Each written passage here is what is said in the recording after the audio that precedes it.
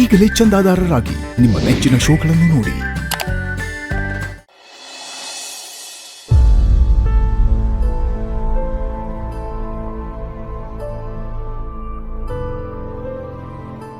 ಅಯ್ಯೋ ದೇವ್ರೆ, ನಾನು ಟಿವಿನಲ್ಲಿ ನೋಡಿದ್ದು ನಿಜಾನ? ನಮ್ಮನೆ ವಿಷಯ ಟಿವಿಲೆಲ್ಲ ಬರ್ತಿದ್ಯಾ?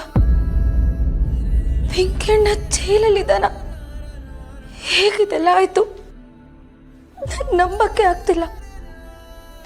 ಇದೆಲ್ಲ ಹೇಗಾಯ್ತು ಅಂತ ತಿಳ್ಕೊಳ್ಳೋಣ ಅಂದ್ರೆ ನಾನು ಸತ್ತಿದ್ದೀನಿ ಅಂತ ಎಲ್ಲರೂ ಅನ್ಕೊಂಡಿದ್ದಾರೆ.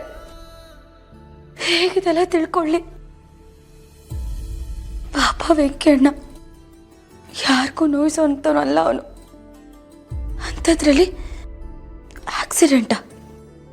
ಇಲ್ಲ, ಅವನಿದನ್ನು ಮಾಡೋದಕ್ಕೆ ಸಾಧ್ಯನೇ ಇಲ್ಲ. ನಾನಿದನ್ನು ನಂಬೋದೇ ಇಲ್ಲ. ಹೇಗೆ ತಿಳ್ಕೊಳ್ಳೋದು? ಯಾರಿಗೆ ಫೋನ್ ಮಾಡೋದು? ಅದಕ್ಕೆ ಮಾಡೋಣ.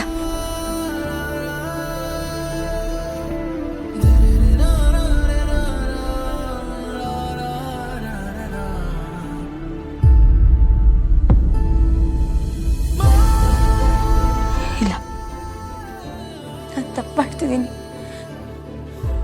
ನಾನು ಮೊದಲೇ ಇಲ್ಲಿ ಬೇರೆ ಯಾವುದೋ ಹೆಸರನ್ನ ಹೇಳ್ಕೊಂಡು ಬದುಕ್ತಿದ್ದೀನಿ.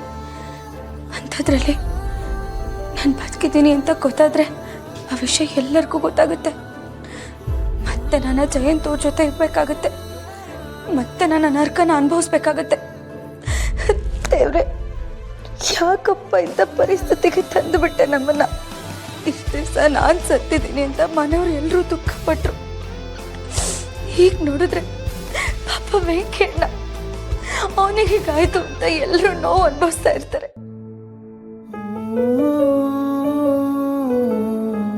ಪಾಪ ಅಪ್ಪ ಅಮ್ಮ ಹೇಗಿದ್ದನ್ನೆಲ್ಲ ಸಹಿಸ್ಕೋತಿದ್ದಾರೋ, ಹೇಗಿದೆಲ್ಲ ಅನುಭವಿಸ್ತಾ ಇದ್ದಾರೋ.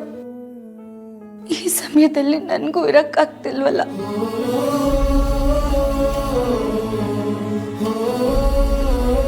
ಪರಿಸ್ಥಿತಿ ಯಾರಿಗೂ ಬರಬಾರ್ದು. ಈ ಸಮಯದಲ್ಲಿ ನಾನು ಅದಕ್ಕೆ ಜೊತೆ ಆದರೂ ಇರಬೇಕಿತ್ತು. ಅಪ್ಪ ಅಮ್ಮನ ಜೊತೆ ಇರಬೇಕಿತ್ತು. ಅವ್ರಿಗೆ ಸಮಾಧಾನ ಮಾಡಬೇಕಿತ್ತು, ಸಾಂತ್ವನ ಹೇಳಬೇಕಿತ್ತು. ಅಲ್ಲಿಗೂ ಹೋಗೋಕ್ಕಾಗ್ತಿಲ್ವಲ್ಲ. ಎಂಥ ಪಾಡ್ ನಂದು.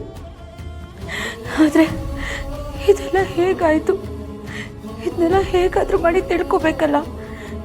ಏನು ಮಾಡಲಿ? ಹೇಗೆಲ್ಲ ಆಯಿತು?